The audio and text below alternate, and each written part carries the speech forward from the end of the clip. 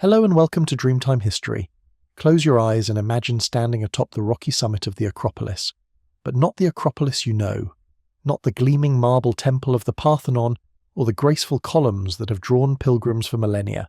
Instead, picture massive walls of rough-hewn stone fitted together without mortar, rising from the naked rock like the work of giants. Picture a palace with earthen floors and wooden beams, where bronze gleams in the firelight and the sound of hammering echoes across stone courtyards. This is the secret that lies buried beneath Athens' most famous monuments, a 3,000-year-old city that flourished for over a millennium before the classical temples were even dreamed of. A Bronze Age citadel built by the Mycenaeans, now almost entirely forgotten, invisible to the millions who walk above its foundations each year. But who were these ancient Athenians? How did they transform a barren hilltop into a thriving fortress city? And why has this remarkable civilization been so completely erased from our memory? Tonight, we journey through layers of stone and time to uncover the forgotten Athens that came before the Parthenon. But before we begin our journey, please take a moment to like the video and subscribe. It's a simple and wonderful way to support the channel, and it means a great deal to me. I'm also always curious to know where in the world and at what time you're joining me tonight. So I'd really love to hear from you in the comments. To understand how this forgotten Bronze Age citadel came to rise from the bedrock of Athens, we must journey even further back, to a time when the Acropolis knew no walls at all, when the summit was nothing more than a wind-carved plateau of limestone, rising above the olive groves and scattered settlements of ancient Attica. Picture this rocky outcrop as it existed 7,000 years ago, in the soft light of the Neolithic dawn, when the first humans discovered that this particular hill held secrets worth claiming. The evidence lies buried now beneath centuries of rubble and reconstruction, but archaeologists have found traces of the earliest shelters, shallow caves carved into the softer stone of the southern slopes, where families huddled around small fires and shaped their first crude pottery. These were not grand dwellings, but simple refuges from wind and rain, places where a small band of hunter-gatherers could weather the harsh Attic winters, while keeping watch over the rolling plains that stretched toward the distant sea. What drew them here, beyond mere shelter, was something far more precious in that ancient world: water. If you could stand on the Acropolis today and strip away 3 millennia of human construction, you would see what those first settlers saw: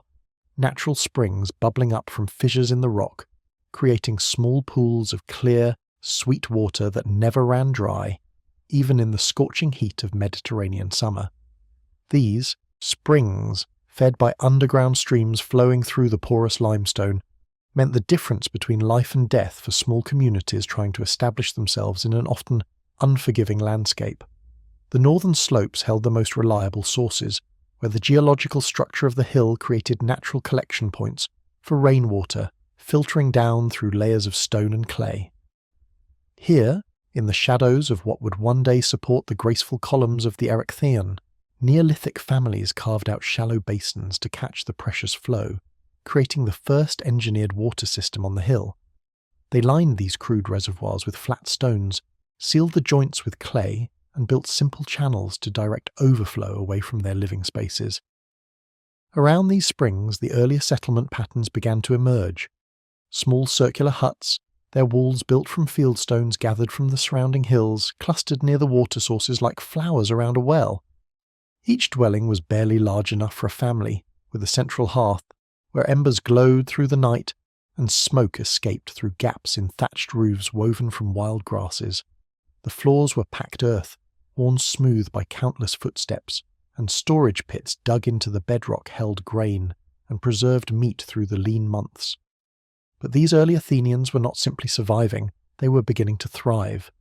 The hill's elevation gave them something equally valuable as water: perspective.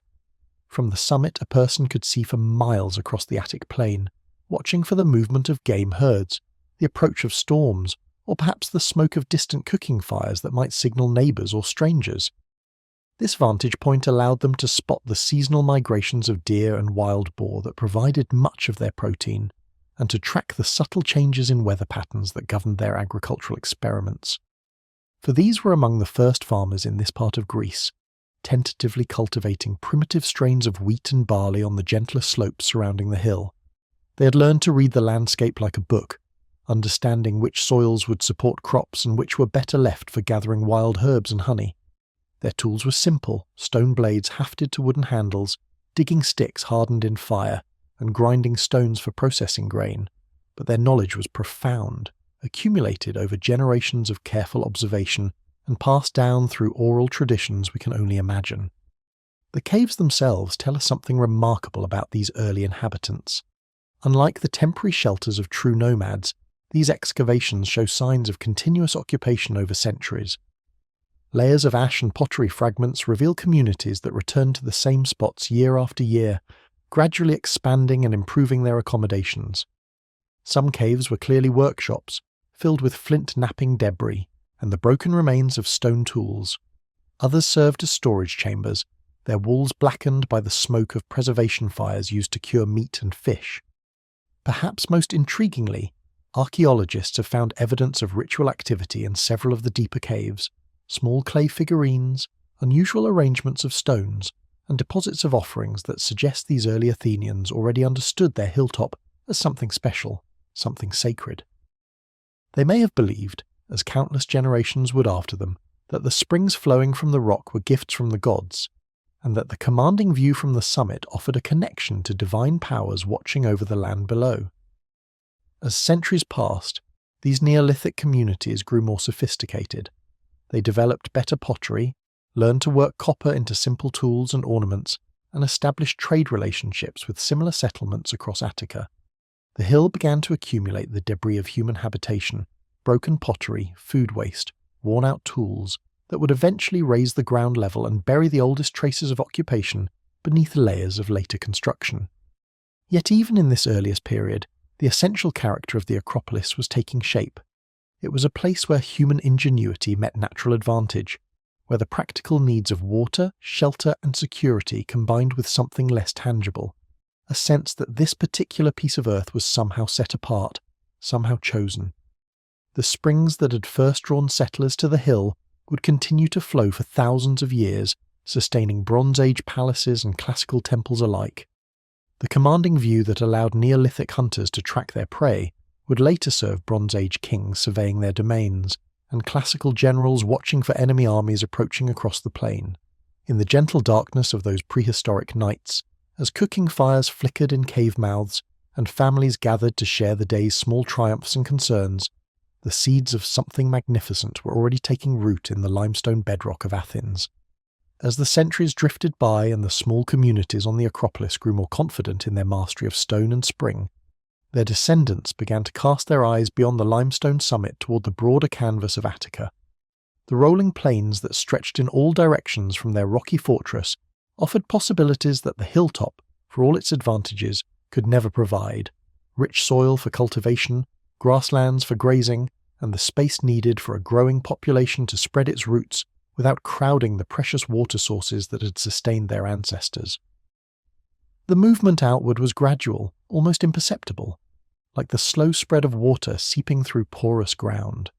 It began most likely with the seasonal migrations of herders, following their flocks of sheep and goats to fresh pasture.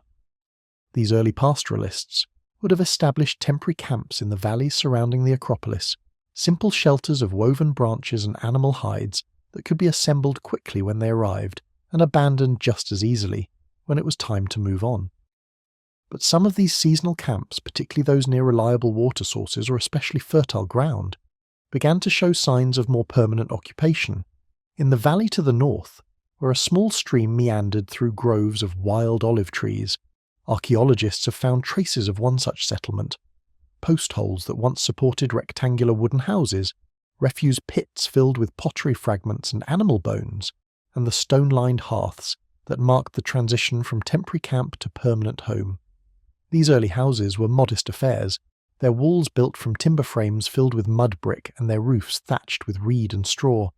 Each dwelling was typically divided into 2 or 3 rooms, a main living area centered around the hearth, a smaller space for storage, and sometimes a separate area for sheltering animals during harsh weather. The people who built these houses were learning to read the subtle language of their landscape with the skill of born naturalists. They understood which slopes caught the morning sun and which remained shaded through the heat of the day. They knew where the soil was deep enough for grain and where it was better suited for root vegetables. They could predict, with remarkable accuracy, which valleys would flood during the winter rains, and which would remain dry even in the wettest seasons. This accumulated wisdom, passed down through generations of careful observation, allowed them to choose settlement sites with an almost uncanny precision. The agricultural techniques they developed were perfectly adapted to the Mediterranean climate of Attica. They learned to plant their barley and wheat with the first autumn rains, allowing the crops to grow slowly through the mild winter months and ripen just before the onset of the dry summer heat. They discovered that olive trees, though slow to mature, could thrive on slopes too steep or rocky for grain cultivation, and that grapevines could flourish in the poor, well-drained soils that other crops would reject. Most importantly, they mastered the art of storing surplus grain in underground pits lined with stone and sealed with clay, creating reserves that could carry them through years of poor harvest. These scattered settlements were not isolated homesteads, but parts of a loose network bound together by ties of kinship, trade, and mutual assistance. Families were organized into larger clan groups, each claiming ancestral connections to particular valleys or hillsides. During planting and harvest seasons, members of these extended families would gather to share the labour, their voices carrying across the fields as they worked in the ancient rhythms of cooperative agriculture. The elderly, no longer able to handle the heavy work of farming, became the keepers of collective memory, preserving the stories and technical knowledge that bound the community together. Marriage alliances between settlements created webs of obligation and exchange that helped ensure survival during difficult times. When drought struck one valley, families could seek refuge with relatives in areas where the rains had been more generous. When livestock disease decimated one herd, breeding animals could be borrowed from neighbouring communities to rebuild the flock. These relationships were formalised through elaborate ceremonies and gift exchanges that strengthened social bonds while distributing resources across the broader landscape.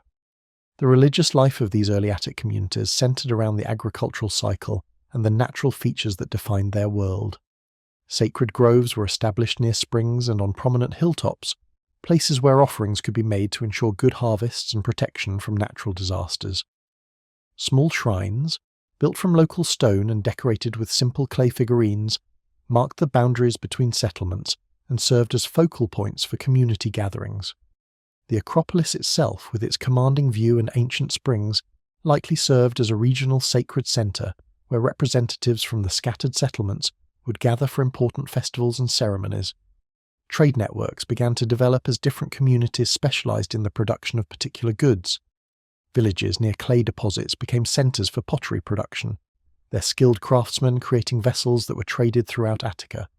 Communities with access to good stone quarries supplied building materials to settlements founded on less favourable ground. Coastal settlements developed expertise in fishing and salt production, exchanging their marine products for grain and livestock from the interior valleys. The social organisation that emerged from these early settlements laid the foundation for everything that would follow in Athenian history. The concept of citizenship based on ancestral ties to the land, the tradition of communal decision-making through assembly and discussion, and the sophisticated understanding of sustainable agriculture in a challenging environment, all of these defining characteristics of later Athenian civilization had their roots in the patient work of these early farmers and herders. As night fell across the Attic plain, smoke would rise from dozens of small settlements, each one a tiny point of human warmth in the vast landscape, each one contributing to the slow, steady transformation of wilderness into homeland. The transformation came slowly, like the gradual warming of stone in morning sunlight, so subtle that the inhabitants of Attica might not have recognized the magnitude of change occurring around them. Across the wine-dark waters of the Aegean Sea, on islands bathed in Mediterranean light and peninsulas thick with pine and olive, a new world was taking shape. The age of stone was giving way to the age of bronze, and with that gleaming alloy came possibilities that would reshape not only the tools in farmers' hands, but the very foundations of human society itself. On the great island of Crete, several days' sailing south of the Attic coast, an extraordinary civilization was reaching the height of its power and sophistication. The Minoans, as scholars would later name them, had built palaces that seemed to grow from the earth itself. Vast complexes of interconnected rooms and courtyards where administrative scribes recorded the movement of olive oil and wool on clay tablets, where skilled artisans created pottery so fine it seemed to glow within a light, and where priests and priestesses conducted rituals in honour of goddesses whose names have been lost to time but whose presence still haunts the ruins of their sanctuaries. These palace centres were not merely royal residences but the beating hearts of complex economic systems. In the great storage magazines of Knossos, massive clay jars called pithoi stood in neat rows, each one tall enough to hide a person and filled with grain, oil, or wine collected as tribute from surrounding settlements. Workshops hummed with the activity of specialists, metal workers who had learned to combine copper and tin in precise proportions to create bronze tools and weapons far superior to anything made of stone, weavers who produced textiles of remarkable fineness and beauty, and stoneworkers who carved seals bearing intricate designs that served as signatures for palace administrators. But perhaps most remarkably, the Minoans had become masters of the sea. Their ships, built with techniques passed down through generations of maritime experience, could navigate the treacherous waters of the Aegean with confidence born of intimate knowledge of wind patterns, currents, and seasonal weather changes. These vessels carried more than mere cargo. They were the arteries through which flowed new technologies, artistic styles, religious concepts, and social innovations that would gradually transform every community they touched. The ripples of this Minoan Renaissance spread slowly northward, carried by traders who understood that profit lay not merely in the exchange of goods, but in the careful cultivation of relationships with local leaders and craftsmen. Along the coasts of mainland Greece, in small harbours where fishing boats had once been the largest vessels anyone had ever seen, Minoan ships began to appear with increasing frequency. Their cargoes told stories of a wider world: bronze daggers with handles carved from ivory, pottery painted with octopi and dolphins that spoke of deep familiarity with the sea, and small luxury items like jewellery and cosmetics that hinted at levels of wealth and sophistication previously unimaginable to mainland communities.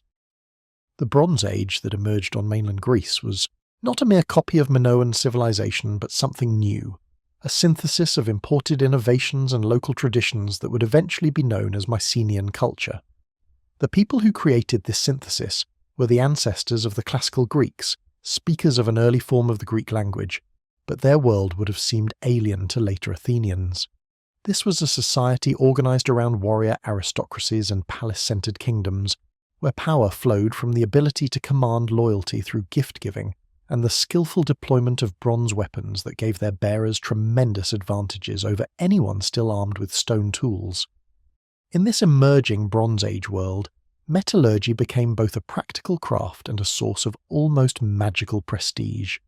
The transformation of raw copper and tin into gleaming bronze required not only technical skill, but also access to trade networks that could supply the necessary raw materials from distant sources. Copper could be found in many places around the Mediterranean, but tin was much rarer, its sources closely guarded secrets that gave those who controlled them enormous influence over the spread of Bronze Age technology. The social implications of this new technology were profound. Bronze tools allowed farmers to clear land more efficiently, increasing agricultural productivity and supporting larger populations. Bronze weapons gave warriors decisive advantages in combat, enabling successful war leaders to accumulate wealth and followers on a scale previously impossible. Most importantly, the complexity of bronze production required new forms of social organisation: specialised craftsmen who could devote their full attention to metallurgy, administrators who could manage the collection and distribution of raw materials, and political leaders who could coordinate these activities across multiple communities. For the scattered settlements of Attica, the arrival of Bronze Age culture represented both tremendous opportunities and subtle challenges to their traditional way of life. The agricultural techniques that had served them well for centuries could be made much more effective with bronze ploughs and harvesting tools. The social networks that bound their communities together could be strengthened through participation in the gift exchange systems that connected Bronze Age elites across the Aegean. But these benefits came with costs that may not have been immediately apparent to communities accustomed to the relatively egalitarian social structures of Neolithic village life. The hilltop settlement on the Acropolis, with its commanding view of the surrounding countryside, and its reputation as a regional ceremonial centre, was particularly well positioned to benefit from these changes. As Bronze Age culture spread through mainland Greece, communities that could serve as political and economic centres for their surrounding regions found themselves drawn into increasingly complex networks of alliance, trade, and cultural exchange. The ancient springs that had first attracted settlers to the Acropolis would soon support not just a small hilltop community, but the administrative centre of a Bronze Age kingdom that would leave its mark on the bedrock of Athens for millennia to come. The transformation of the Acropolis from a modest hilltop settlement into a Bronze Age fortress represents one of the most remarkable engineering achievements in the ancient world, yet it happened so gradually that the people who lived through it might barely have noticed the magnitude of what they were creating. What began as a practical response to changing political conditions would ultimately produce one of the most enduring symbols of human ambition and architectural mastery ever erected on European soil. The decision to fortify the Acropolis likely emerged from the same forces that were reshaping communities across Bronze Age Greece: the rise of warrior elites, the intensification of regional conflicts, and the growing wealth that made successful raids increasingly attractive to neighbouring powers. As trade networks expanded and bronze weapons became more sophisticated,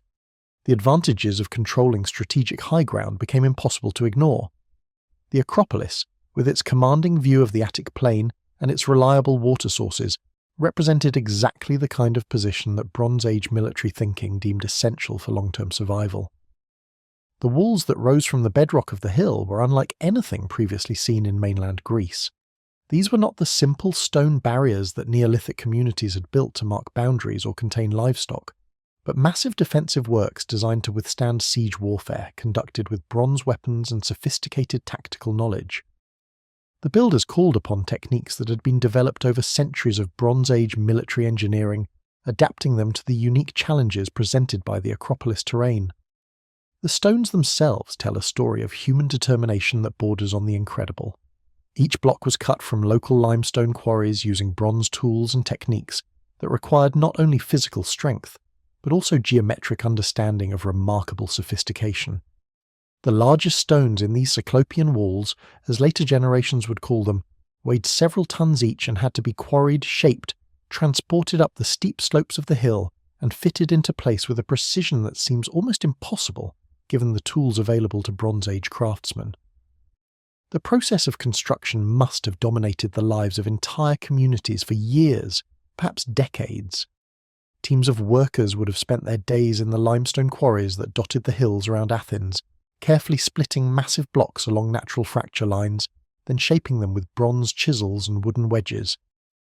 The sound of hammers on stone would have echoed across the Attic, countryside from dawn to dusk, creating a rhythm as constant and reassuring as the heartbeat of the growing citadel.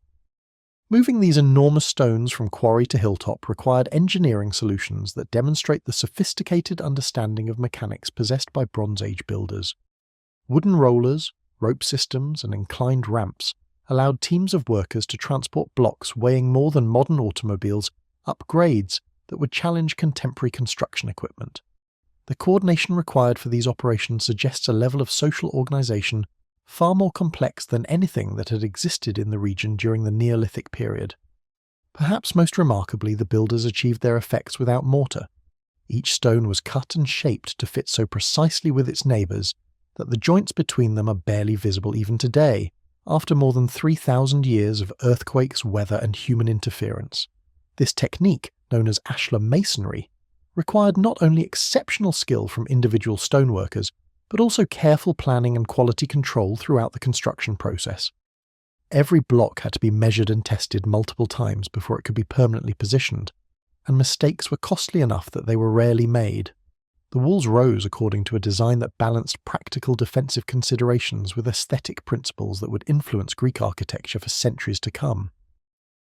The stones were laid in courses that followed the natural contours of the hill, creating a barrier that seemed to grow organically from the bedrock itself.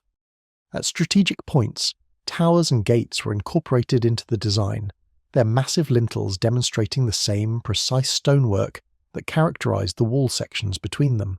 Standing within these walls, a person would have felt simultaneously protected and awed by the magnitude of human achievement surrounding them.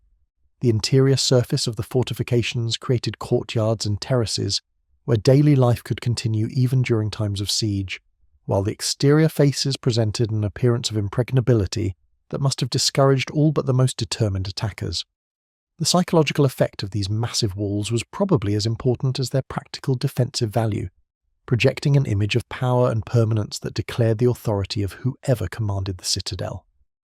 The gates themselves were marvels of Bronze Age engineering, designed to control access while providing maximum defensive advantage to the citadel's inhabitants. The main entrance was constructed as a narrow passage between massive stone towers, forcing attackers to approach in small groups while exposing them to defensive fire from multiple directions. The gate structure incorporated sophisticated mechanical elements, including heavy wooden doors reinforced with bronze fittings and secured by massive timber bars that could be manipulated from inside the citadel. Water supply, always the most critical concern for any fortified position, was addressed through an ingenious system that incorporated the natural springs of the Acropolis into the defensive plan. Protected stairways led down to covered chambers where the springs were captured and channeled into storage cisterns, ensuring that the defenders could withstand extended sieges without risking exposure to enemy attack. These hydraulic works required the same precision and planning as the walls themselves, and their successful integration into the overall defensive scheme demonstrates the comprehensive nature of Bronze Age military engineering. As the walls neared completion, the Acropolis would have presented a sight that commanded respect and perhaps fear from anyone approaching across the Attic plain. The massive stones, gleaming pale gold in the Mediterranean sunlight, seemed to proclaim that this hilltop was no longer merely a convenient settlement site, but the seat of power for a Bronze Age kingdom that intended to endure for generations to come. Within the embrace of those massive stone walls, protected by barriers that had required the coordinated efforts of entire communities to construct, rose a structure that represented the culmination of Bronze Age architectural achievement on Greek soil.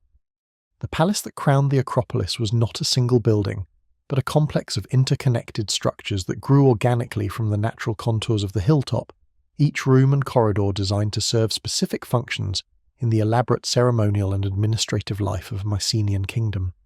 If you could step through the great gates of the citadel and walk across the stone-paved courtyards toward the heart of this palace complex, your first impression would be of entering a world fundamentally different from anything that had existed in Greece before the Bronze Age. The scale alone would have been overwhelming to visitors accustomed to the modest dwellings of village life. Massive timber beams supporting roofs that soared higher than the tallest trees, walls built from carefully fitted stones rising to heights that dwarfed human proportions, and doorways wide enough for processions of dozens of people to pass through without crowding. The central element of this palace complex was the Megaron, a great hall that served as the throne room, ceremonial centre, and symbolic heart of the kingdom. To enter this space would be to understand immediately why Bronze Age rulers commanded such reverence from their subjects. The hall was rectangular in plan, its proportions calculated according to geometric principles that created a sense of harmony and grandeur. Massive wooden columns, their trunks probably cut from ancient oaks that had grown for centuries in the forests of Attica, supported a roof structure that represented the pinnacle of Bronze Age engineering. The floor of the Megaron was paved with stone slabs that had been polished to a smooth finish, their surfaces worn by countless feet over the decades of the palace's active life. At the centre of this great hall, positioned with geometric precision, lay the focal point around which all ceremonial and political activity revolved, a circular hearth lined with fitted stones and surrounded by raised borders that contained the sacred fire that was never allowed to die completely. The flames that danced on this hearth provided both practical warmth and symbolic continuity,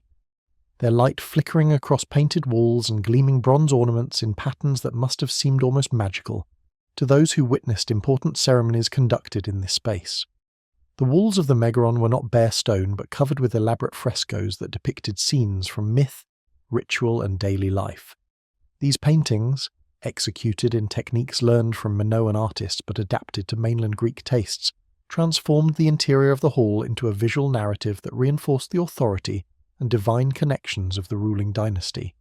Processions of tribute-bearers carried offerings toward figures of gods and goddesses, while hunting scenes and military victories celebrated the prowess of Bronze Age warriors. The pigments used in these frescoes, imported from distant sources at considerable expense,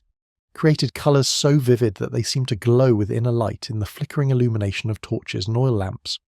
Beyond the Great Hall, the palace complex spread across the summit of the Acropolis in a carefully planned arrangement of specialised spaces. Administrative chambers housed the archives where palace scribes recorded the complex transactions that kept a Bronze Age kingdom functioning. Inventories of livestock and agricultural produce, records of tribute payments from subject communities, and diplomatic correspondence with other Mycenaean centres. These rooms, smaller and more intimate than the grand ceremonial spaces, were equipped with built-in benches and shelving systems where clay tablets could be stored and organised according to sophisticated filing systems. The residential quarters of the royal family occupied a separate wing of the palace complex, their rooms designed for privacy and comfort rather than public display. Here, the walls were decorated with more intimate frescoes depicting flowers, birds, and marine creatures that reflected the Bronze Age fascination with the natural world. Wooden furniture, probably including beds, chairs, and storage chests decorated with ivory and precious metals, created living spaces that combined luxury with the practical needs of daily life. Windows, carefully positioned to take advantage of prevailing breezes while maintaining security, provided natural light and ventilation that made these rooms comfortable even during the heat of Mediterranean summers. Perhaps most remarkably, the palace incorporated sophisticated systems for water supply and waste management that demonstrate the advanced engineering capabilities of Bronze Age builders. Channels carved into the bedrock directed rainwater from the palace roofs into underground cisterns, while covered drains carried away wastewater through carefully constructed conduits that prevented contamination of the freshwater supply. These hydraulic systems, invisible to casual visitors but essential to the palace's function, required maintenance and operation by skilled specialists who understood the principles of fluid dynamics and hydraulic engineering. The storage areas of the palace complex reveal the economic foundations that supported Bronze Age royal power. Great magazines, similar to those found in Minoan palaces, contained rows of enormous clay jars that held the accumulated wealth of the kingdom, olive oil, wine, grain, and other agricultural products that represented both the tribute paid by subject communities and the reserves necessary to support the palace's inhabitants during times of shortage. Smaller storerooms housed more precious goods, bronze weapons and tools, imported pottery and luxury items, raw materials for craftsmen, and the offerings that played such an important role in Bronze Age religious practices. As evening approached and oil lamps were lit throughout the palace complex, the interplay of light and shadow would have transformed these already impressive spaces into something approaching the supernatural. The warm glow of flames reflected off polished bronze surfaces. Painted walls seemed to come alive with flickering movement, and the very stones of the palace appeared to pulse with the rhythm of human activity that had made this hilltop the centre of a Bronze Age world. The most ingenious achievements of the Bronze Age builders who transformed the Acropolis into a fortress were not the massive walls that proclaimed their power to distant observers, nor the palatial halls where kings received tribute and conducted ceremonies, but the hidden systems of channels, cisterns, and covered passages that ensured the survival of everyone within the citadel during times of crisis. These invisible infrastructures, carved into bedrock and concealed beneath stone pavements, represent some of the most sophisticated engineering solutions ever devised in the ancient world, born from the sobering recognition that even the strongest walls are useless if those behind them lack access to water. The challenge faced by Bronze Age engineers was both simple and seemingly insurmountable: how to guarantee a reliable water supply for a hilltop community that might be cut off from outside sources for months at a time during a siege. The natural springs that had first drawn Neolithic settlers to the Acropolis provided the foundation for any solution, but these water sources were located in vulnerable positions on the slopes of the hill, easily accessible to attackers who could poison them or simply prevent defenders from reaching them. The genius of Mycenaean hydraulic engineering lay in finding ways to bring these precious springs within the protective embrace of the citadel walls without compromising the defensive integrity of the fortifications. The master plan that emerged from this challenge transformed the entire Acropolis into what might be called a water machine, an integrated system where every architectural element served multiple purposes in the collection, storage, and distribution of the resource upon which all life depended. The builders began by conducting a comprehensive survey of every spring, seep, and seasonal water source on the hill, mapping the underground flows that fed them and calculating their capacity during different seasons of the year. This hydraulic survey required knowledge that went far beyond simple observation, demanding an understanding of geology, seasonal weather patterns, and the behaviour of underground water that could only have been accumulated over generations of careful study. Once they understood the water sources available to them, the engineers designed a network of covered passages and protected stairways that would allow defenders to reach the springs even under enemy fire. These passages, cut directly into the living rock of the hillside, descended from the interior of the citadel through carefully planned routes that offered maximum protection while requiring minimum structural modification to the defensive walls. The main water tunnel, which can still be traced by archaeologists today, descended more than 50 feet through solid limestone, its walls smoothed and shaped by Bronze Age tools into a passage wide enough for water carriers, but narrow enough to be easily defended. At the bottom of these passages, where the natural springs emerged from fissures in the bedrock, the builders constructed collection chambers that were marvels of practical engineering. These underground rooms were carved with mathematical precision to maximize water collection, while preventing contamination from surface runoff or enemy interference. Stone channels directed the spring water into settling basins where sediment could precipitate out, while carefully designed overflow systems ensured that excess water was carried away through covered drains rather than creating pools that might attract disease-carrying insects or provide opportunities for enemy sabotage. The water collected in these protected chambers was then transported through the tunnel system to storage cisterns located within the heart of the citadel. These cisterns, carved from solid rock and lined with waterproof plaster, made from lime and crushed pottery, could hold thousands of gallons of fresh water in chambers that remained cool and clean even during the heat of summer. The largest cisterns were equipped with multiple access points and internal divisions that allowed different sections to be used simultaneously without compromising the purity of the entire supply. Bronze Age. Engineers understood that water storage was not simply a matter of creating large containers, but required sophisticated systems for maintaining quality over extended periods. Perhaps most remarkably, the entire water system incorporated redundancy and backup options that demonstrate extraordinary foresight on the part of its designers. Secondary springs were connected to the main system through additional tunnel networks, ensuring that the failure or contamination of any single source would not leave the citadel without water.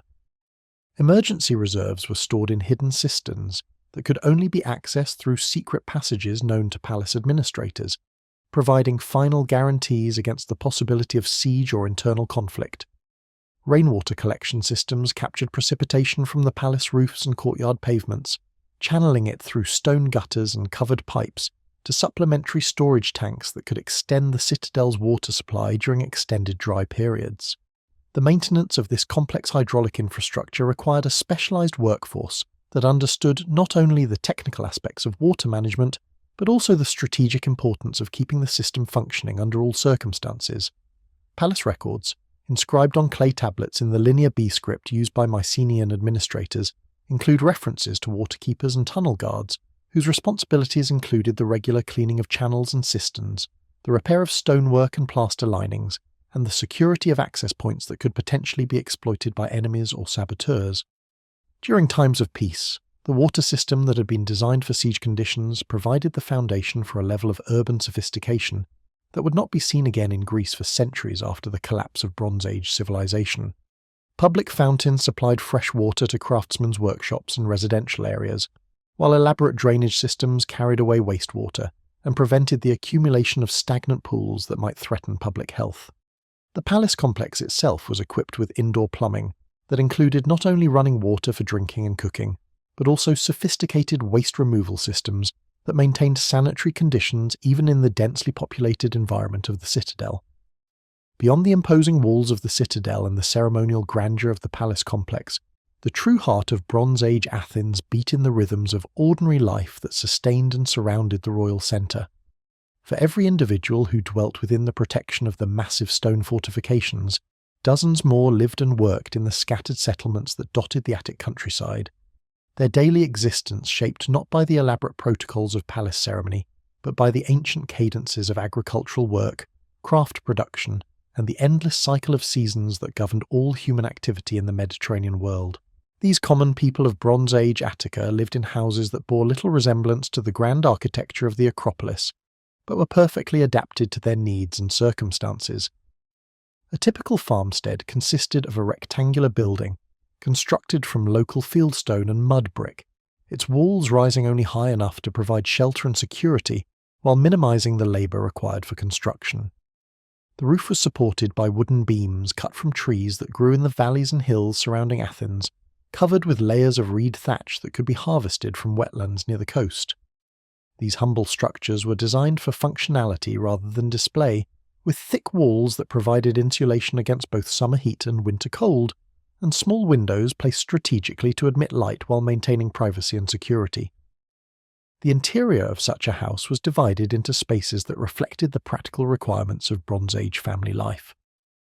The main room served as kitchen, workshop and social centre,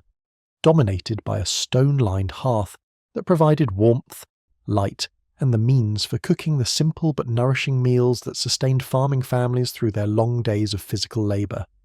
Clay storage jars lined the walls, their contents carefully organised according to season and need. Grain harvested in late spring and early summer, olive oil pressed from fruit gathered in autumn, wine made from grapes grown on terraced hillsides, and preserved meat that would provide protein during the lean months of winter. The people who inhabited these modest dwellings rose with the sun and organised their days around tasks that had been performed by their ancestors for countless generations. Men typically worked in the fields that surrounded their settlements, using bronze-tipped ploughs to prepare the soil for planting, bronze sickles to harvest grain when it ripened, and bronze axes to clear new land or gather firewood for the long winter nights. The introduction of bronze tools had revolutionized agricultural productivity, allowing farmers to work more efficiently and cultivate larger areas than had been possible with stone implements. But the basic patterns of rural life remained unchanged from those established during the Neolithic period. Women managed the complex domestic economy that kept Bronze Age households functioning, their work encompassing not only cooking and childcare, but also textile production, food preservation, and the maintenance of the domestic animals that provided milk, eggs, and occasional meat for the family table. The craft of weaving was particularly important in Bronze Age society, as textile production represented both a crucial household necessity and a potential source of surplus goods that could be traded for items that the family could not produce itself. Women spent countless hours at their looms, creating not only the simple woolen garments worn by common people but also the finer fabrics that were valued as trade goods and tribute payments. Children in these rural communities began contributing to the household economy almost as soon as they could walk, their small hands perfectly suited to tasks like gathering eggs from domestic fowl, collecting wild plants and herbs that supplemented the family diet, and helping with the lighter aspects of craft production. As they grew older, boys learned the skills they would need as adult farmers and herders, while girls mastered the domestic arts that would enable them to manage their own households when they married and established families of their own. The social structure of Bronze Age Attic communities was based on extended kinship networks that linked individual families into larger groups capable of cooperative labour and mutual support during times of crisis.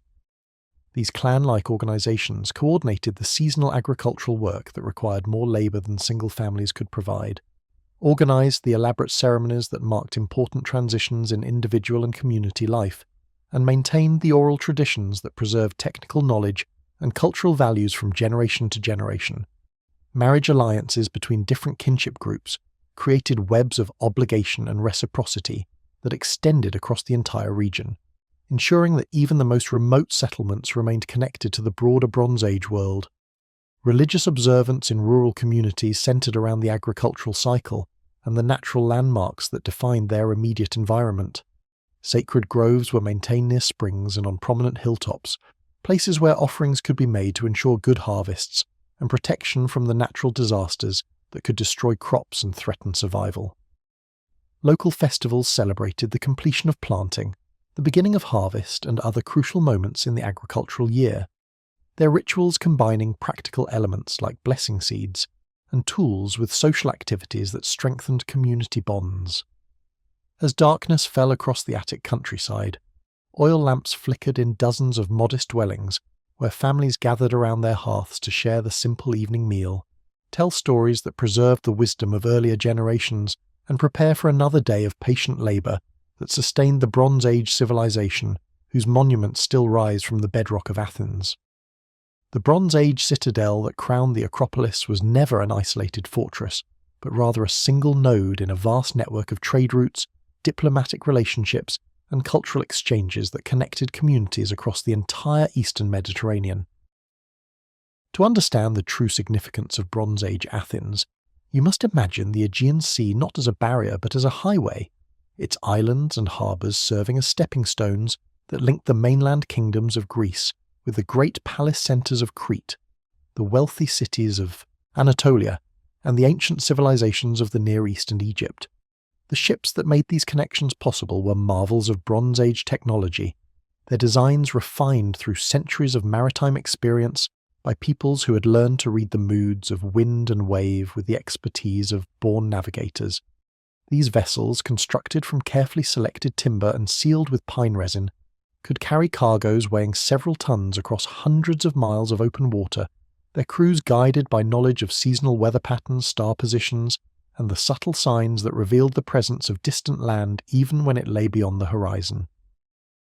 From harbours along the Attic coast, perhaps at Phaleron or other anchorages that have since been lost to coastal changes and urban development, Bronze Age merchants set out on voyages that would have seemed impossibly ambitious to their Neolithic ancestors.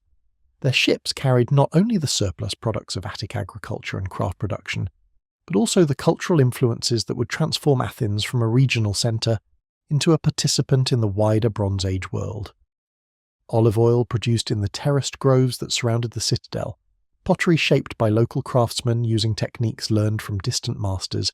and bronze weapons forged in workshops that had access to tin from sources as far away as Cornwall, all found their way into the complex systems of exchange that bound together the scattered communities of the Aegean. The return voyages brought treasures that transformed both the material culture and the worldview of Bronze Age Athens. Minoan pottery, with its sophisticated forms and naturalistic decorations, introduced new aesthetic standards that influenced local craftsmen and elevated the ceremonial life of the palace complex. Egyptian goldwork and Near Eastern ivory carvings brought luxury and exotic beauty that enhanced the prestige of the royal court, while also demonstrating the reach and sophistication of the trade networks that connected Athens to the most advanced civilizations of the ancient world. Perhaps most importantly, these trading relationships carried ideas and innovations that were far more valuable than any material cargo. Techniques of metallurgy, principles of architectural design, systems of weights and measures, methods of agricultural intensification, and forms of religious observance all travelled along the same sea routes that brought exotic goods to Aegean ports. The Linear B script that palace administrators used to record their complex transactions was itself an import, adapted from writing systems developed in other Mycenaean centres, and ultimately derived from earlier scripts used by Minoan bureaucrats. The palace complex on the Acropolis served as the focal point for these international connections, its administrative chambers housing not only local records, but also diplomatic correspondence with other Bronze Age kingdoms. Clay tablets, inscribed in Linear B, reveal a world of formal relationships between peer rulers, elaborate gift exchanges that reinforced political alliances, and carefully negotiated treaties that governed everything from trade routes to marriage alliances between royal families. The king who ruled from the Acropolis was not merely a local strongman, but a recognised member of an international community of Bronze Age elites, whose power derived partly from their ability to participate in these wider networks of exchange and diplomacy. The workshops that surrounded the palace complex reflected this international character, their craftsmen combining local traditions with techniques learned from foreign masters to create objects that could compete in quality with products from the most sophisticated centres of Bronze Age civilization. Metalworkers produced bronze weapons and tools that met the highest standards of the age, their skills maintained through apprenticeship systems that preserved technical knowledge while allowing for innovation and adaptation. Potters created vessels that combined functional efficiency with decorative elements borrowed from Minoan, Egyptian and Near Eastern artistic traditions, their products finding markets not only in local communities, but also in distant ports where Athenian merchants established trading relationships. The social implications of this international connectivity extended far beyond the palace and its immediate surroundings. Even ordinary farmers and herders in the Attic countryside found their lives touched by the wider Bronze Age world through the goods and ideas that filtered down from the international network centered on the Acropolis. Bronze tools that made agricultural work more efficient, new crop varieties that increased yields, improved techniques of food preservation and storage, and religious practices that connected local communities to broader spiritual traditions all represented benefits that ordinary people derived from their region's participation in Bronze Age trade networks. As the sun set over the Aegean each evening, painting the waters in shades of gold and crimson that had inspired countless generations of seafarers, the trading ships that connected Athens to the wider world would anchor in protected harbours, their crews sharing news from distant ports, while merchants calculated the profits and possibilities that each successful voyage represented in the great web of exchange that bound together the Bronze Age world. Within the stone walls of the Bronze Age citadel, beyond the administrative chambers where scribes recorded tribute payments, and the residential quarters where royal families conducted the intimate business of dynastic life, lay spaces that served purposes far more mysterious and profound than the mere exercise of political power. These were the sacred precincts of the Acropolis, places where the boundary between the human and divine worlds became permeable, where ancient rituals connected Bronze Age communities to spiritual forces that governed everything from agricultural fertility to military success, and where the seeds of religious traditions that would flourish for millennia were first planted in the bedrock of Athens. The evidence for Bronze Age religious activity on the Acropolis is fragmentary and tantalizing, like glimpses of candlelight through partly open doors in a darkened house. Archaeologists have found traces that suggest the presence of cult areas within the palace complex. Unusual arrangements of stones that may have served as altars, deposits of pottery and small objects that bear the characteristics of ritual offerings, and architectural features that seem designed for ceremonial rather than practical purposes. These scattered clues, when combined with what scholars know about religious practices at other Mycenaean centres, create a picture of spiritual life that was both deeply rooted in local traditions and connected to the broader patterns of Bronze Age religious culture. The hilltop itself, with its commanding view of earth and sky, its ancient springs flowing from hidden chambers in the bedrock, and its elevation above the ordinary world of fields and workshops, possessed qualities that Bronze Age peoples almost certainly interpreted as sacred. The springs, in particular, would have been understood as manifestations of divine power, places where water emerged from the mysterious underworld to sustain human life in the realm above. In cultures that saw the landscape as alive with spiritual forces, such natural phenomena were not merely geological curiosities, but active expressions of divine will that required appropriate recognition and propitiation. The religious practices that developed around these sacred features of the Acropolis likely combined elements drawn from multiple sources, ancient traditions that stretched back to the Neolithic communities that first settled on the hill, new influences brought by Bronze Age cultural exchanges with other Mycenaean centres, and innovations that emerged from the specific needs and experiences of local communities. The result would have been a complex system of beliefs and rituals that served both practical and spiritual purposes, binding together the various elements of Bronze Age society, while providing meaning and structure for human existence in an often unpredictable world. At the heart of this religious system may have been the worship of a female deity, whose identity and attributes can only be glimpsed through the veils of time and transformation that separate the Bronze Age from the Classical period. Scholars have suggested that this goddess, whose name and specific characteristics have been lost to the centuries of cultural change that followed the collapse of Mycenaean civilization, may have been the distant ancestor of the deity who would later be known as Athena, patron goddess of classical Athens and guardian of the Acropolis, throughout antiquity. This proto-Athena, if she indeed existed in Bronze Age religious consciousness, would have embodied concerns and powers particularly relevant to the communities that depended on the citadel for their security and prosperity. She may have been understood as a protector of the fortress itself, a guardian of the springs that provided water for its inhabitants, and a divine sponsor of the crafts and technologies that gave Bronze Age warriors their military advantages. The association with wisdom and strategic thinking that characterized the classical Athena may also have had Bronze Age precedents, reflecting the importance of planning and intelligence in the complex political and military challenges faced by Mycenaean kingdoms. The rituals conducted in honour of this goddess and other divine powers, worshipped on the Acropolis, would have followed patterns familiar from other Bronze Age religious centres. Offerings of pottery, bronze objects and agricultural products were probably made at designated sacred areas, their placement and selection governed by traditions that specified appropriate gifts for different deities and occasions. Animal sacrifices, conducted according to prescribed rituals that ensured proper communication with the divine realm, may have been performed during important ceremonies that marked seasonal transitions, military campaigns, or dynastic celebrations. The priests and priestesses who conducted these rituals occupied positions of considerable importance within Bronze Age society. Their authority derived not only from their knowledge of proper religious procedures but also from their role as intermediaries between human communities and the powerful spiritual forces that governed natural phenomena and human destiny. These religious specialists were probably drawn from the same aristocratic families that provided political leadership for the kingdom, creating overlapping networks of spiritual and temporal authority that reinforced the social order while providing legitimacy for royal power. The sacred calendar that governed religious observances on the Acropolis would have been closely coordinated with the agricultural cycle that sustained Bronze Age communities and the political rhythms that marked important events in the life of the kingdom. Festivals celebrating the spring planting, the summer solstice, the autumn harvest, and the winter renewal would have brought together people from throughout Attica,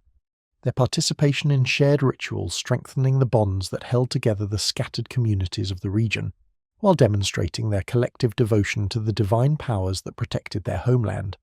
As night fell over the Bronze Age citadel and oil lamps flickered in the sacred spaces where humans had communed with gods for countless generations, the ancient songs and prayers that honoured the divine protectors of Athens rose toward the star-filled Mediterranean sky,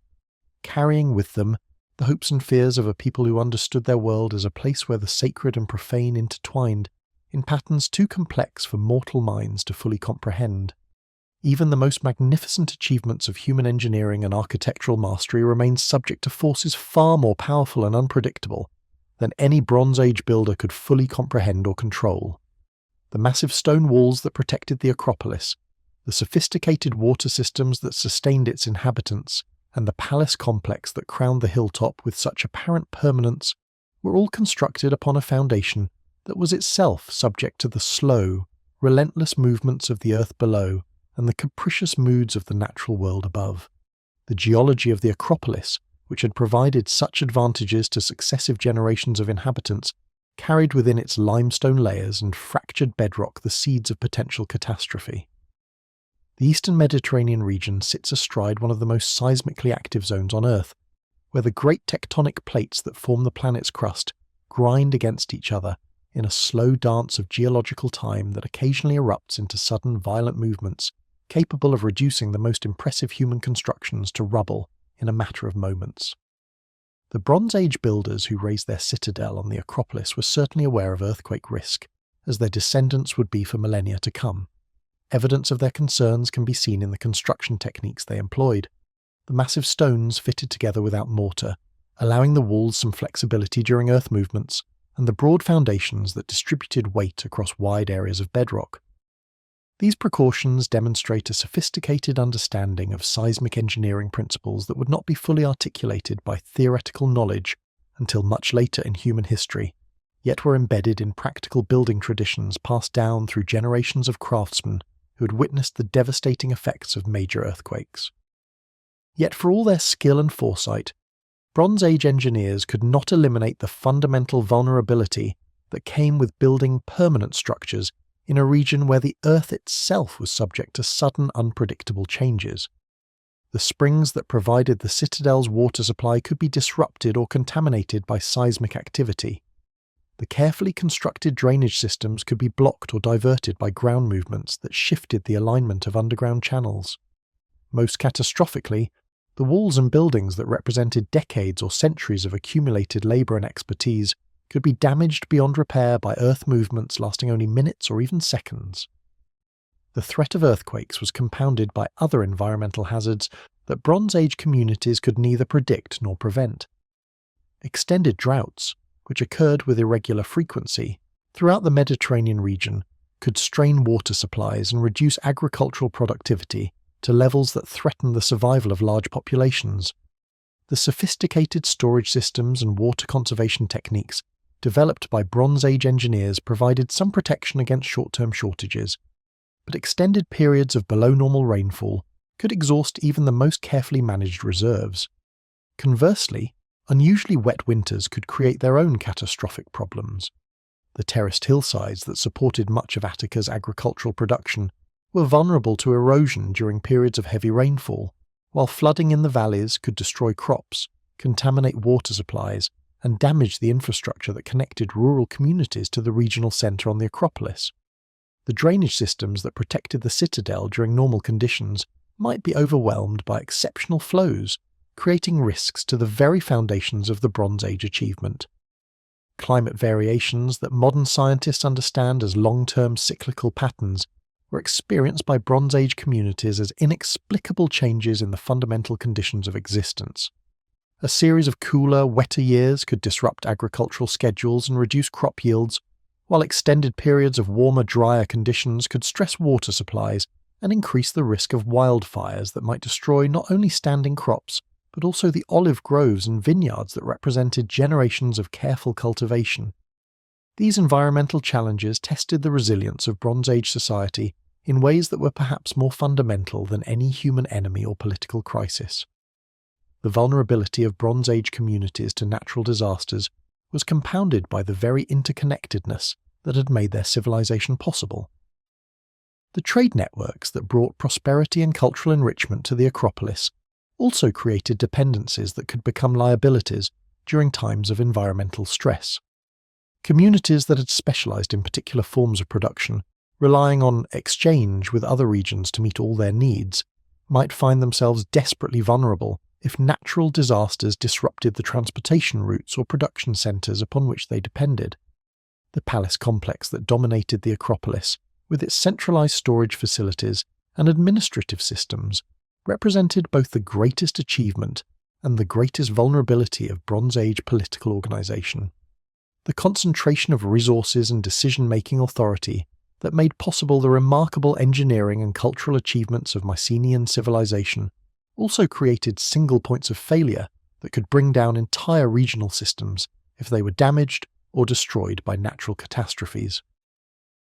As night deepened over the Bronze Age citadel, and the oil lamps flickered in chambers carved from living rock, the inhabitants of the palace and its surrounding communities lived their daily lives with an acceptance of uncertainty that modern people, protected by scientific understanding and technological systems, might find difficult to comprehend. They had built magnificently and planned wisely, yet they knew, with the wisdom born of countless generations of experience, that the earth beneath their feet and the sky above their heads remained ultimately beyond human control. The crisis that would ultimately transform the Bronze Age world beyond recognition did not announce itself with dramatic proclamations or sudden catastrophes that could be clearly identified and addressed by the sophisticated administrative systems that had served Mycenaean civilization so well for centuries. Instead, it crept across the eastern Mediterranean like a slowly spreading shadow, manifesting first as subtle disruptions in trade routes, unexplained delays in diplomatic correspondence, and reports of troubles in distant kingdoms that seemed too remote to threaten the established order of Bronze Age life.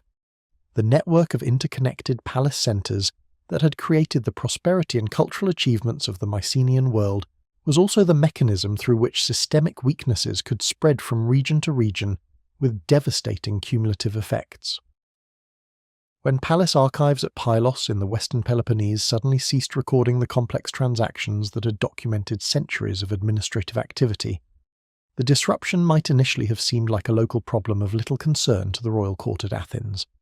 When the great citadel at Tiryns, with its massive walls and sophisticated defensive systems, showed signs of abandonment or destruction, the news might have been interpreted as evidence of a regional conflict that would eventually resolve itself through the diplomatic mechanisms that had maintained stability across the Mycenaean world for generations. But as reports accumulated of difficulties spreading across the Bronze Age Mediterranean, even the most optimistic observers within the palace complex on the Acropolis must have begun to recognize that they were witnessing not a series of isolated local problems, but the symptoms of a civilizational crisis that threatened the fundamental structures upon which their world had been built. The trade routes that brought tin for bronze production, luxury goods for elite consumption, and new ideas for cultural development were becoming increasingly unreliable. Ships that had once maintained regular schedules between Aegean ports were arriving less frequently, their cargoes reduced and their crews bearing disturbing news of piracy, political instability, and economic disruption in ports that had been stable trading partners for centuries. The administrative systems that had enabled Bronze Age kingdoms to coordinate complex activities across large territories began to show signs of stress as the resources they depended upon became less predictable and the networks they managed became less reliable. Palace scribes who had grown accustomed to recording standardized transactions found themselves dealing with increasingly irregular patterns of tribute collection, trade agreements, and diplomatic correspondence. The linear B tablets that documented these changing conditions reveal a world in which the comfortable predictability of Bronze Age administrative routine was giving way to the uncertainty and improvisation that characterizes societies under severe stress. For Athens, the collapse of the broader Mycenaean system presented challenges that were both immediate and long-term. The citadel on the Acropolis had never been entirely self-sufficient, depending on trade networks for essential materials like tin and on political alliances for security against external threats. As these supporting systems began to fail, the palace complex that had represented the pinnacle of Bronze Age achievement in Attica found itself increasingly isolated, forced to rely on local resources and regional relationships that had been supplementary rather than primary elements of its power and prosperity. The archaeological evidence suggests that Athens experienced this crisis differently from some other Mycenaean centres. Unlike Pylos or Tiryns, there is little indication of violent destruction or sudden abandonment of the Acropolis citadel. Instead, the material record suggests a more gradual decline, a slow reduction in the complexity and scale of activities within the palace complex, and a gradual simplification of the systems that had supported Bronze Age civilization in Attica. The elaborate administrative apparatus documented in Linear B tablets appears to have contracted rather than collapsed, with fewer transactions recorded and simpler procedures replacing the sophisticated bureaucratic mechanisms that had characterized the height of Mycenaean power. This pattern of gradual decline rather than catastrophic destruction may reflect the relative isolation of Athens from some of the external pressures that devastated other Mycenaean centres, or it may indicate that local leaders were able to adapt more successfully to changing conditions by simplifying their systems and reducing their dependencies on external networks.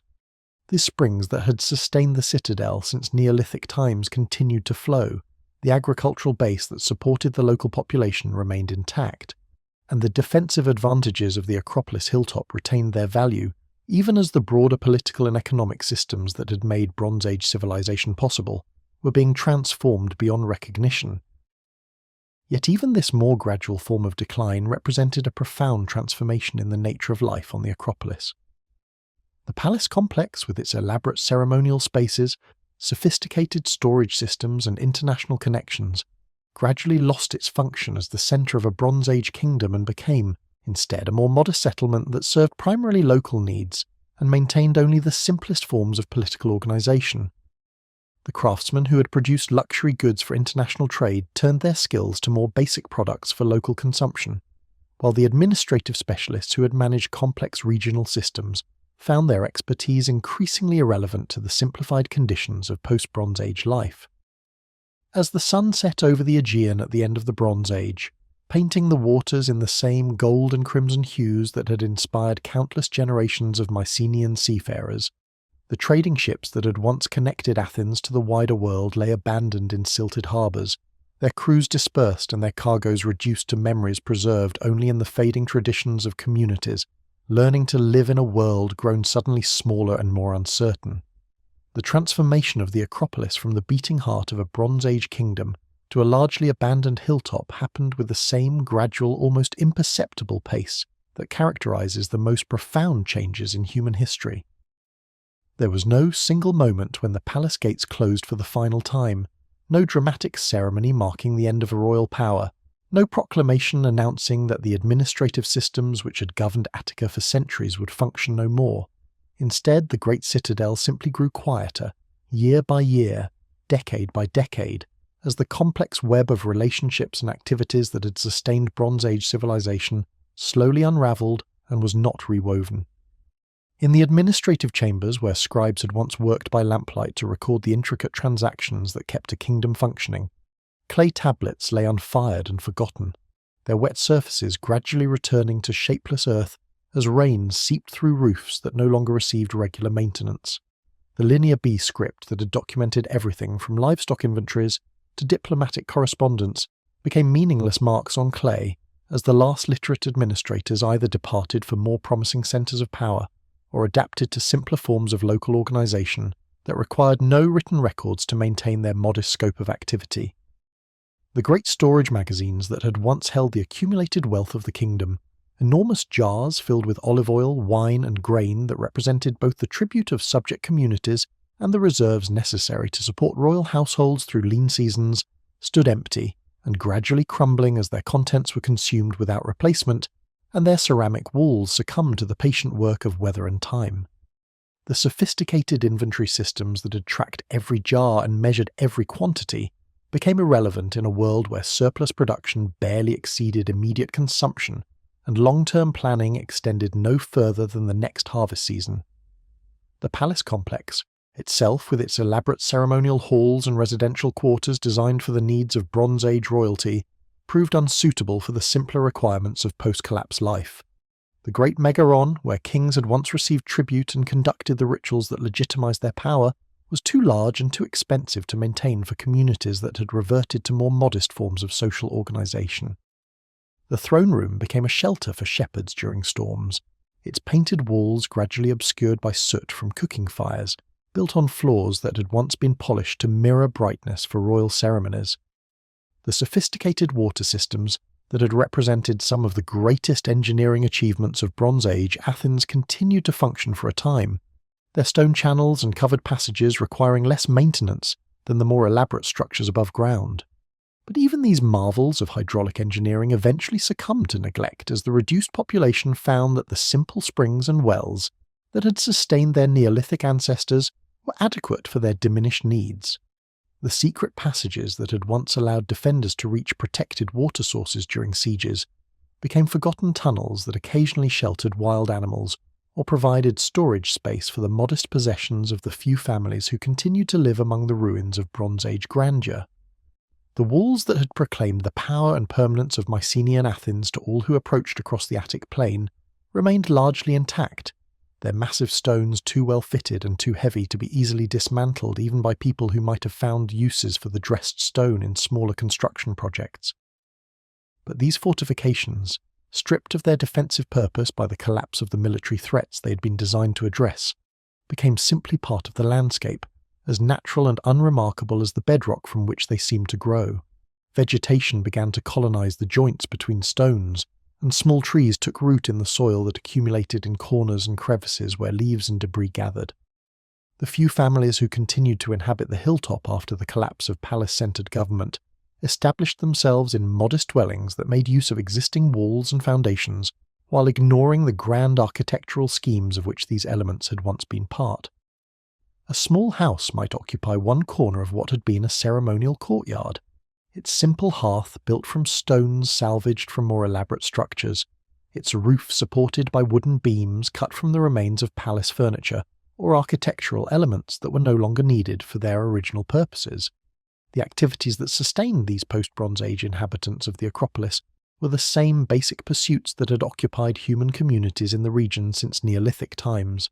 Small-scale agriculture in the surrounding valleys, herding of sheep and goats on the hillsides, and the production of simple crafts for local use. The international trade connections that had brought exotic goods and foreign influences to Bronze Age Athens were replaced by purely regional exchanges, while the specialized crafts that had produced luxury items for elite consumption gave way to the practical skills needed to make tools, pottery, and textiles adequate for the modest needs of a greatly reduced population. Memory of the great age that had passed survived in fragments and echoes that became increasingly confused and mythologized as the generations passed. Old people might remember stories told by their grandparents about the time when kings lived on the hilltop and ships came from distant lands. But these recollections gradually took on the character of legend rather than history,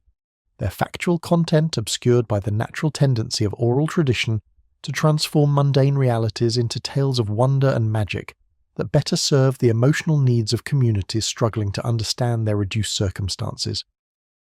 As twilight settled over the Attic plain, and the few remaining inhabitants of the Acropolis gathered around simple cooking fires that flickered where royal banquets had once been served,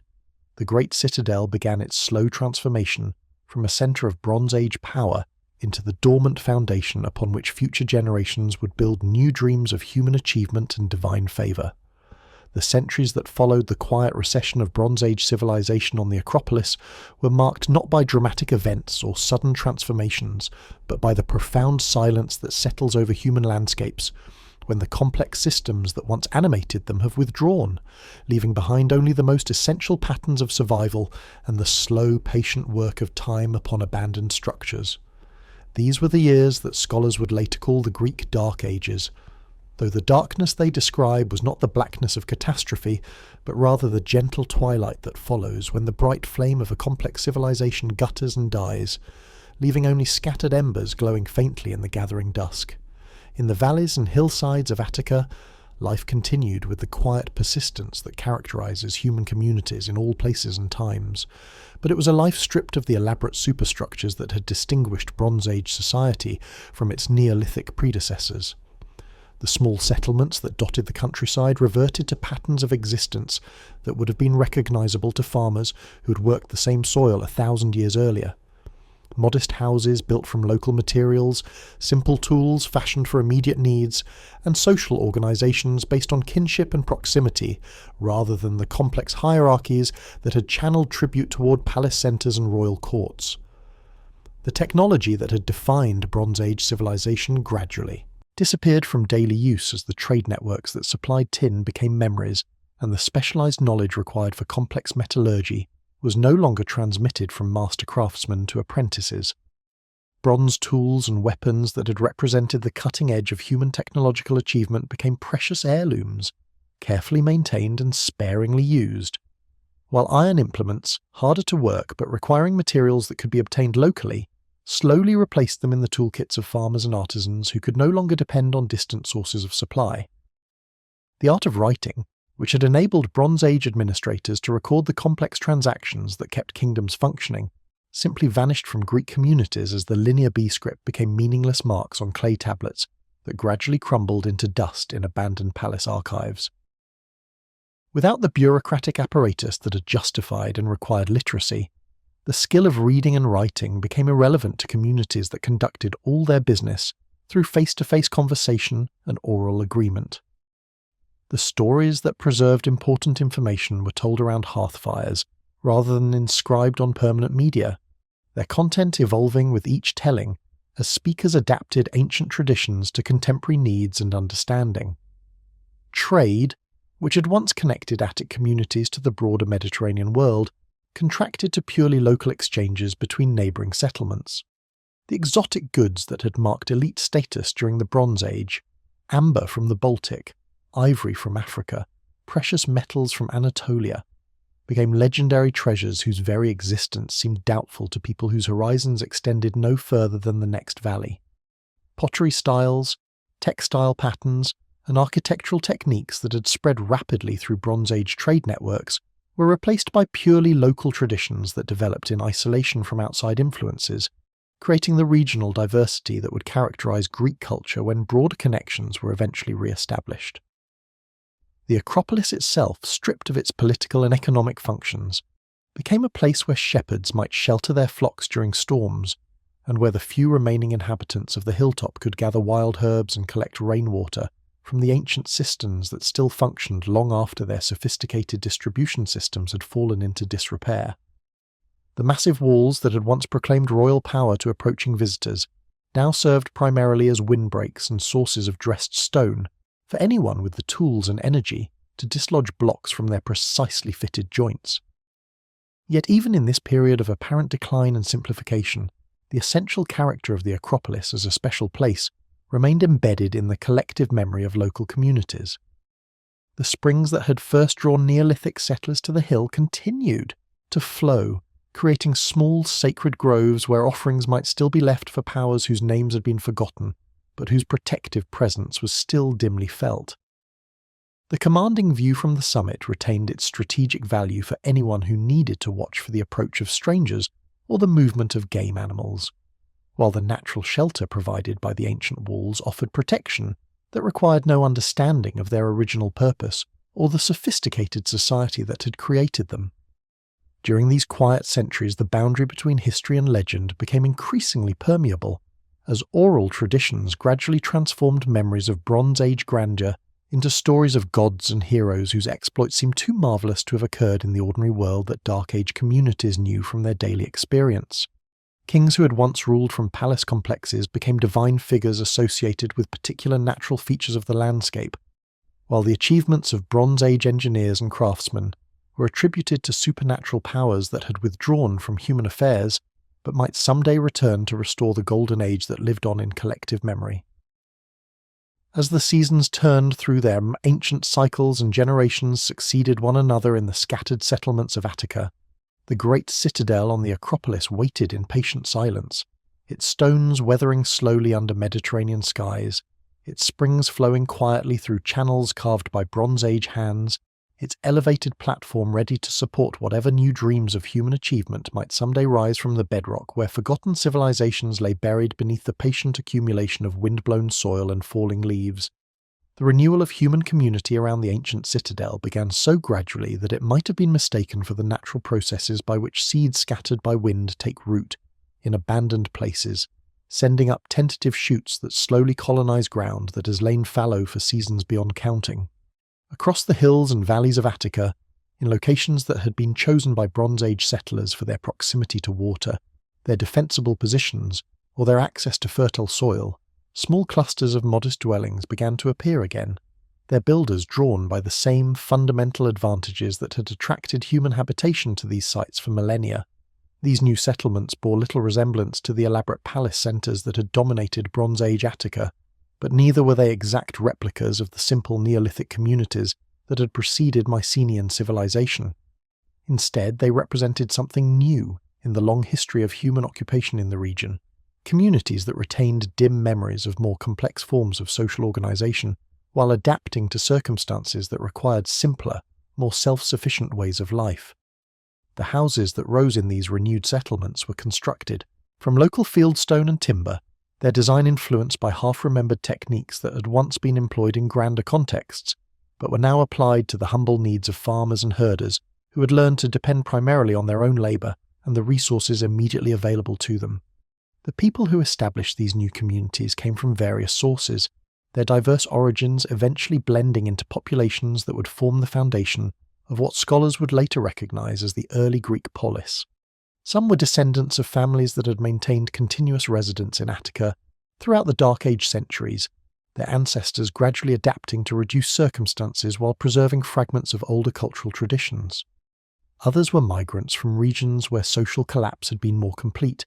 seeking opportunities in areas where the basic infrastructure of agricultural life remained intact. Still others may have been returnees, descendants of families that had departed during the worst periods of Bronze Age decline, and were now tentatively exploring the possibility of re-establishing themselves in ancestral territories. What united these diverse groups was their gradual recognition that cooperation and coordination among separate settlements could provide advantages that purely isolated communities could not achieve. The kinship networks that sustained Dark Age survival began to extend beyond individual villages, creating loose confederations that could organize collective defense, coordinate seasonal labor, and maintain the trade relationships that gradually reconnected Attic communities to the wider Greek world that was itself slowly emerging from centuries of fragmentation and simplification. The Acropolis, throughout this period of renewal, retained its significance as a focal point for these developing relationships, though its role was now defined more by religious and symbolic considerations than by the political and military functions that had made it the centre of Bronze Age royal power. The ancient springs that had sustained the citadel through countless generations continued to flow, creating sacred groves where representatives from scattered communities could gather for festivals that honoured powers whose names and precise attributes had evolved through centuries of oral tradition, but whose protective relationship to the land and its inhabitants remained a source of comfort and unity for people learning to rebuild their world. The hilltop itself, with its massive walls still standing despite centuries of neglect, and its commanding view of the surrounding countryside, served as a powerful symbol of permanence and continuity that connected the modest achievements of renewing communities to the half-remembered grandeur of their Bronze Age predecessors. Young people climbing to the summit could see the remains of sophisticated water systems, the foundations of elaborate structures, and the carefully fitted stones that demonstrated levels of skill and organisation far beyond anything their own communities could achieve. Yet these remnants seemed to promise that human societies could indeed aspire to greatness, even after experiencing the most profound setbacks. The social forms that developed in these renewing communities combined elements drawn from various sources: practical adaptations to immediate needs, half-remembered traditions from the Bronze Age past, and innovations that emerged from the specific challenges of rebuilding civilization in a landscape that bore the traces of earlier achievements and failures. Leadership roles were typically held by individuals whose authority derived from their skill in particular areas: agricultural expertise, craft production, trade relationships, or religious knowledge, rather than from inherited positions or control over military resources that no longer existed in sufficient quantity to serve as foundations for centralized power. The economic relationships that connected these communities were similarly pragmatic and flexible, based on the exchange of surplus production and specialized skills rather than the tribute systems that had characterized Bronze Age political organization. Communities that had particular advantages in pottery production, metalworking, textile manufacture, or agricultural techniques could trade their specialties for goods and services. They could not produce efficiently themselves, creating networks of mutual dependence that encourage cooperation while respecting the autonomy that each settlement needed to survive in an uncertain world. As the sun rose over the Attic plain on countless mornings during these centuries of gradual renewal, the smoke of cooking fires could be seen ascending from dozens of small settlements, each one a testament to human resilience and the patient work of rebuilding that would eventually transform the scattered embers of Dark Age survival into the brilliant flame of classical Greek civilization. The profound transformation of historical memory that occurred during the centuries following the Bronze Age collapse represents one of the most fascinating processes by which human communities adapt their understanding of the past to serve the psychological and spiritual needs of the present. As the generations passed and the direct connections to Bronze Age reality grew ever more tenuous, the stories that preserved fragments of ancient experience began to undergo subtle but fundamental changes,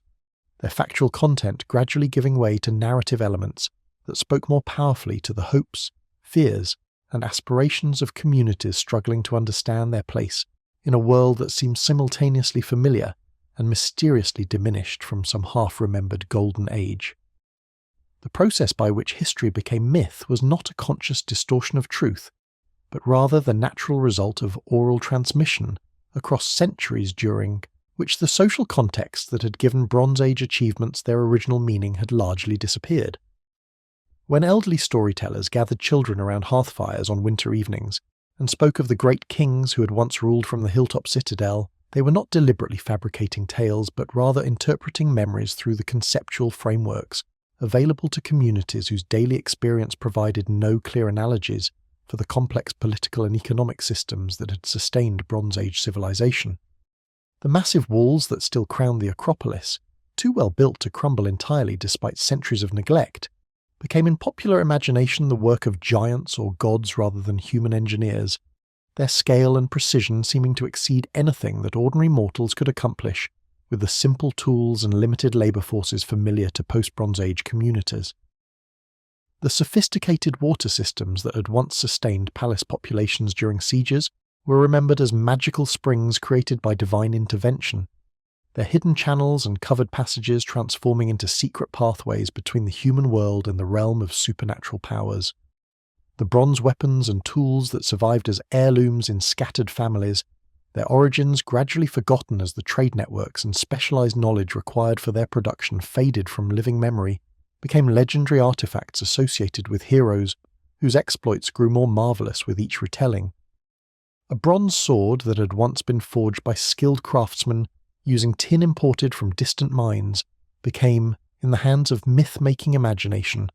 a divine gift bestowed upon chosen warriors by gods who had walked among mortals during the Golden Age when such wonders were commonplace rather than miraculous exceptions. Most significantly, the rulers who had once governed Bronze Age Athens from their palace complex on the Acropolis were gradually transformed from historical figures into mythological beings whose human limitations and political concerns were replaced by divine attributes and supernatural powers. Kings who had struggled with the mundane challenges of taxation, diplomacy, and military organization became legendary heroes capable of fantastic deeds. Their actual achievements expanded and idealized until they seemed to belong to a different order of existence entirely. This mythologizing process was particularly pronounced in the case of the female deity, who may have been worshipped on the Acropolis during Bronze Age times, and whose cult seems to have provided one of the few threads of religious continuity linking the Mycenaean period to later Greek civilization. As memories of Bronze Age royal courts faded and the specific historical contexts that had shaped early religious practices were forgotten, this goddess figure began to accumulate attributes and stories that reflected the evolving needs and understanding of communities that looked to divine protection for challenges their ancestors had addressed through political and military organization. The transformation of this Bronze Age goddess into what would eventually become the classical Athena represents one of the most remarkable examples of how mythological imagination can preserve essential truths about cultural identity and sacred geography, while completely transforming their historical expression. The protective relationship between the deity and the Acropolis hilltop, which had originally reflected the practical importance of the citadel as a centre of political power and military defence, was gradually reinterpreted in terms of divine favour and sacred patronage that connected the goddess directly to the land itself rather than to the human institutions that happened to occupy it at particular moments in history. The stories that emerged from this long process of mythological transformation served multiple functions for the communities that told and retold them through the generations. They provided explanations for the mysterious ruins that dotted the landscape, offering reassuring accounts of how the massive stones had come to be arranged in their impressive configurations, and why certain places retained their reputation for sanctity long after the original reasons for their sacred status had been forgotten. They supplied heroic models for contemporary behaviour, creating legendary figures whose courage, wisdom, and devotion to community welfare could inspire later generations facing their own challenges and uncertainties. Perhaps most importantly, these myths provided a sense of continuity and connection that linked post-Bronze Age communities to a glorious past that validated their own claims to the territories they inhabited and the sacred sites they maintained. By preserving the memory of divine favour and human achievement in mythological form, oral tradition ensured that later generations would understand themselves as inheritors of a noble legacy rather than merely the descendants of people who had witnessed the collapse of a superior civilization.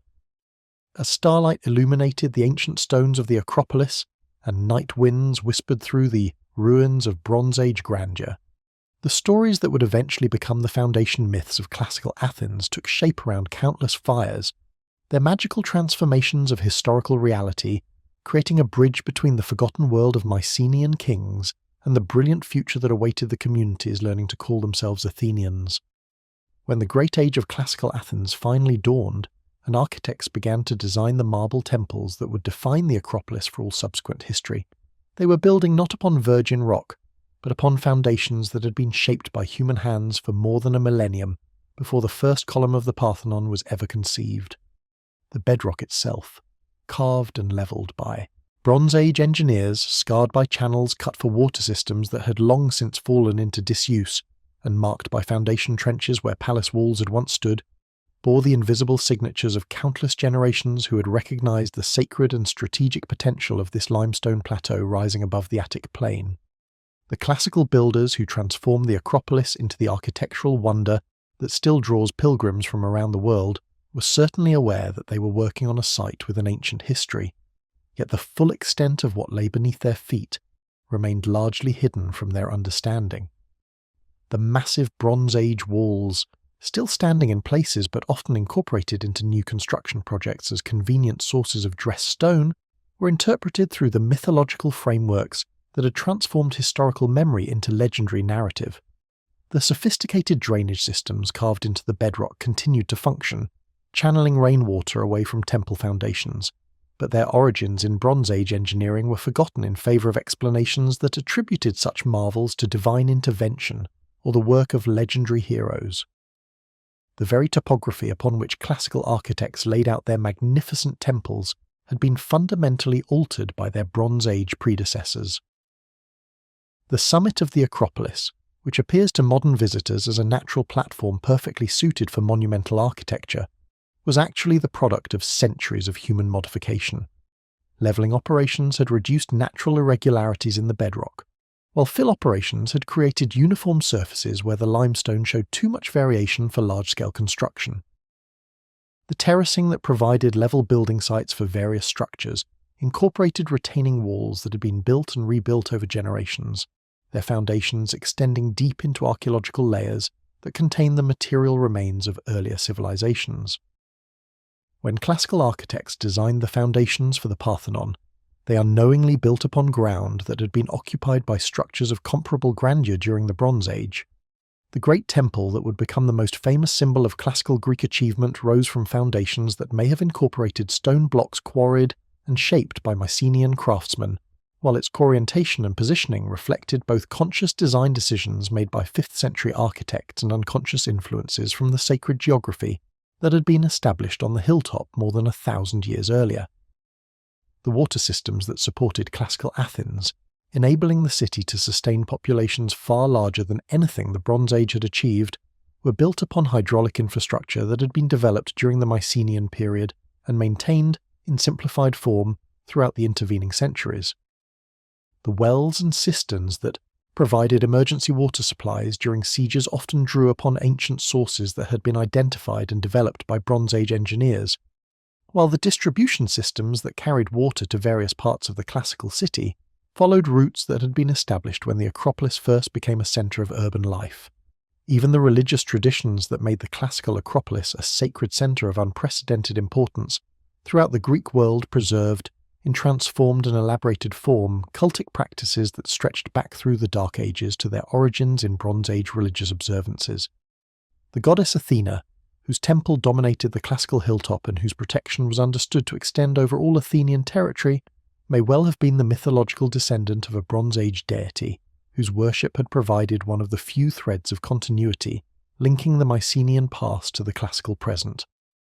The democratic institutions that made classical Athens famous throughout the ancient world for its innovations in political organization were built upon social foundations that had been laid during the gradual recovery from Bronze Age collapse.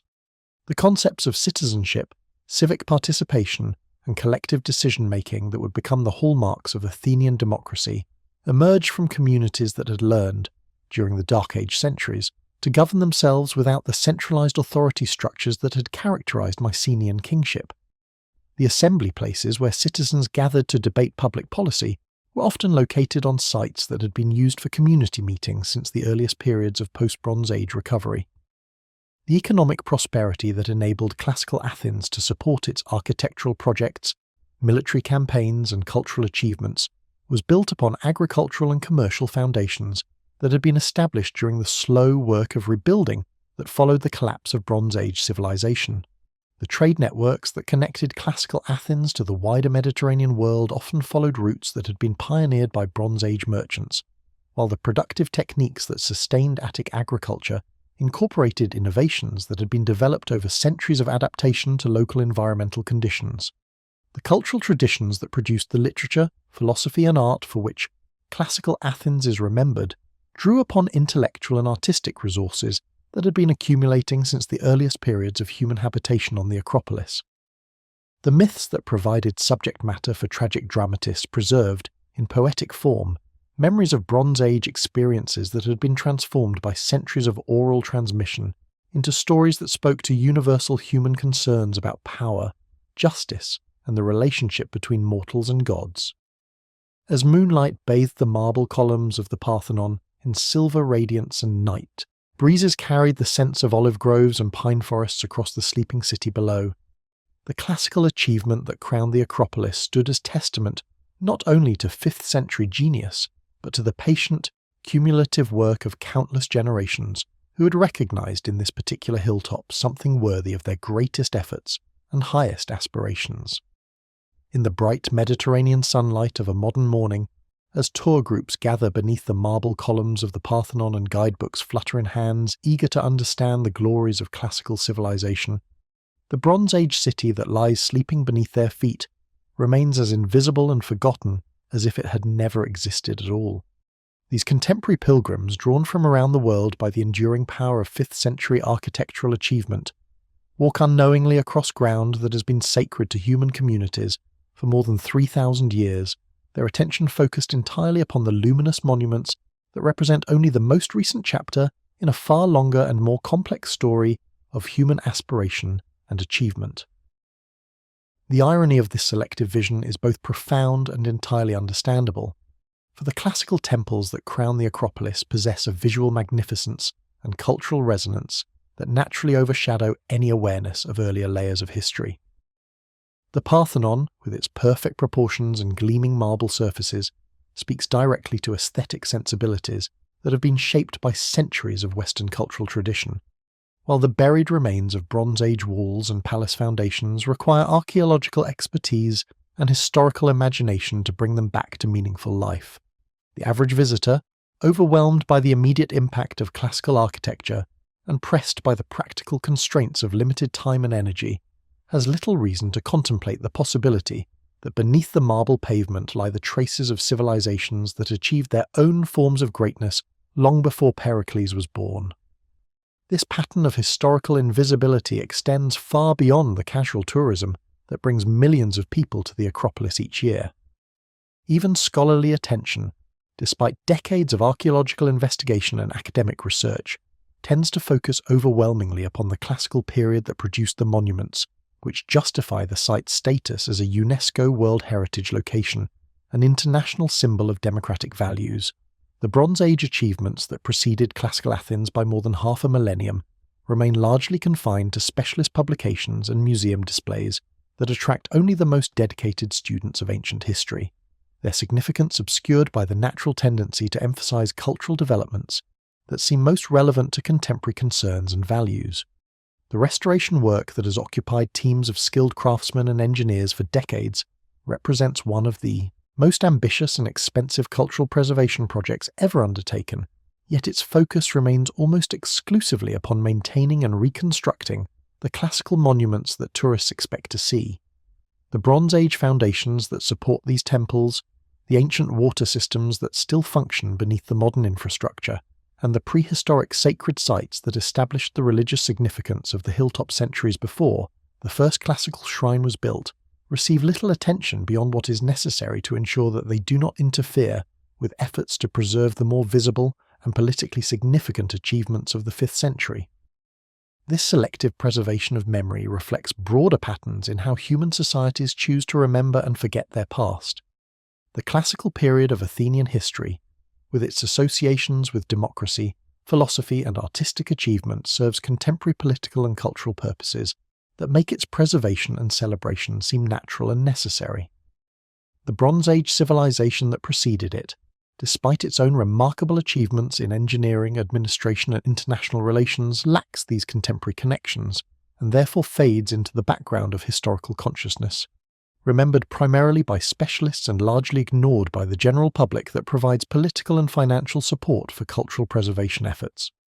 The physical process by which Bronze Age Athens has been rendered invisible mirrors this cultural selectivity with remarkable precision. Each successive generation of builders on the Acropolis, from classical architects to Roman renovators, to Byzantine church builders, to Ottoman administrators to modern restorers, has followed the natural human tendency to work with existing foundations while adapting them to contemporary needs and aesthetic preferences. The result has been a gradual burial of earlier layers beneath later construction, creating an archaeological stratigraphy in which the most recent remains are the most visible, while older achievements sink progressively deeper into the earth and farther from common awareness. Standing today among the crowds of visitors who photograph the Parthenon and marvel at the precision of classical stonework, a person with knowledge of the site's Bronze Age history experiences a peculiar form of temporal vertigo, aware simultaneously of the magnificent achievements visible on the surface and the equally remarkable but completely hidden achievements that lie beneath. The sensation is akin to listening to a symphony, while knowing that other, equally beautiful musical compositions are playing at frequencies just beyond the range of human hearing, their melodies and harmonies contributing to the overall effect in ways that remain forever unperceived by audiences who hear only the dominant themes. This layered invisibility creates its own form of poetic meaning, suggesting that every landscape bears within its familiar surfaces the traces of countless stories that have been forgotten or transformed beyond recognition, their original significance preserved only in the patient work of archaeologists and historians who devote their careers to recovering fragments of human experience from the oblivion that claims most of what we do and build and hope to preserve for future generations. As evening descends over the modern Acropolis and floodlights illuminate the classical columns against the darkening sky, the Bronze Age city continues its 3,000-year sleep,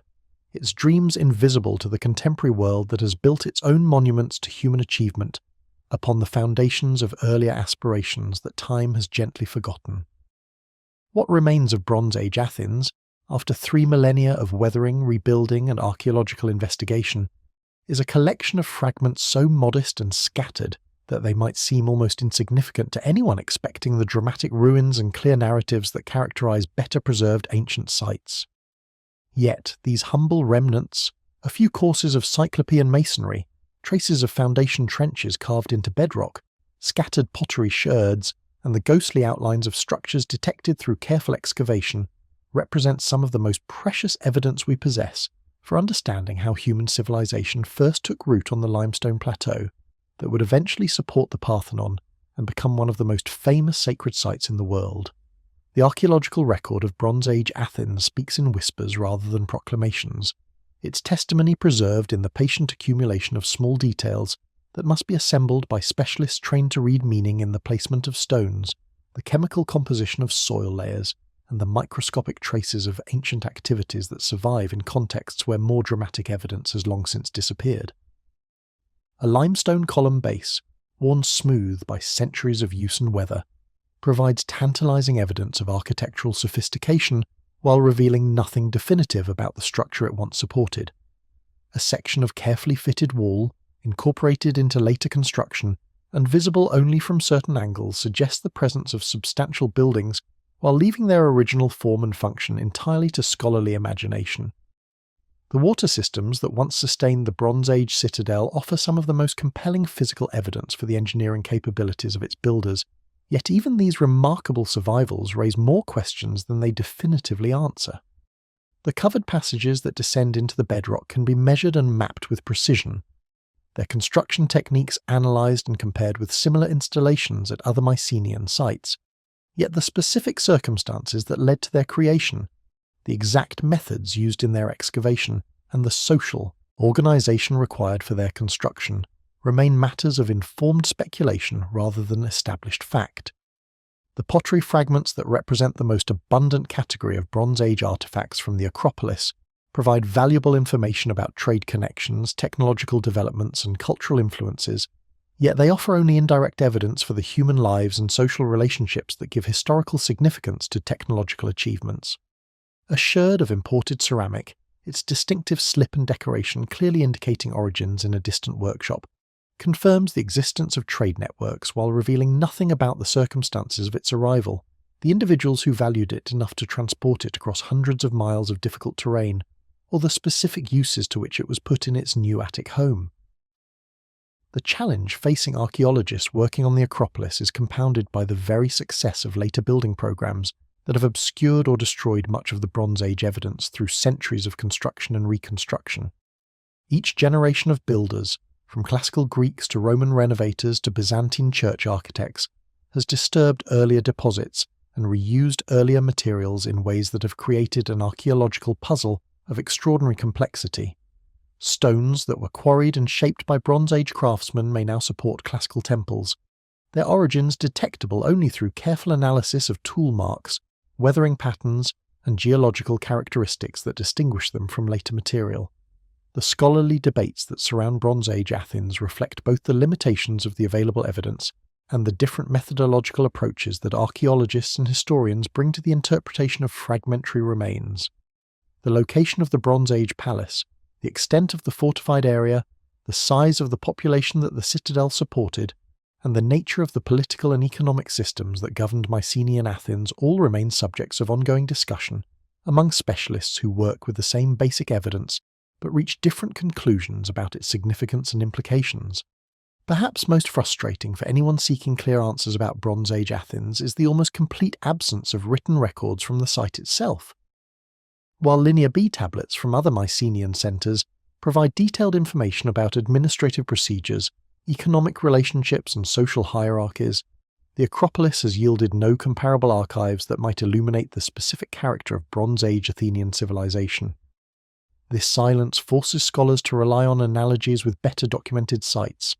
a methodological approach that can provide valuable insights while remaining inherently speculative in its application to local conditions and particular historical circumstances. Yet there is something profoundly appropriate about the fragmentary nature of the evidence for Bronze Age Athens, something that speaks to the honest limitations of human knowledge and the inevitable incompleteness of our understanding of the past, the gaps in the archaeological record, the uncertainties that surround even the most basic questions about Bronze Age life on the Acropolis, and the ongoing debates about the interpretation of physical remains all serve as reminders that history is not a collection of established facts, but an ongoing process of investigation, interpretation, and reinterpretation that must remain always open to revision as new evidence emerges and new analytical techniques become available.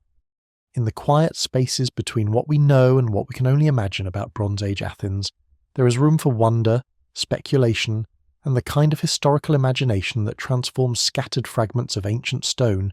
into visions of human communities that once laughed, wept, planned, hoped, and dreamed on the same hilltop where modern visitors now contemplate the magnificent ruins of classical civilization.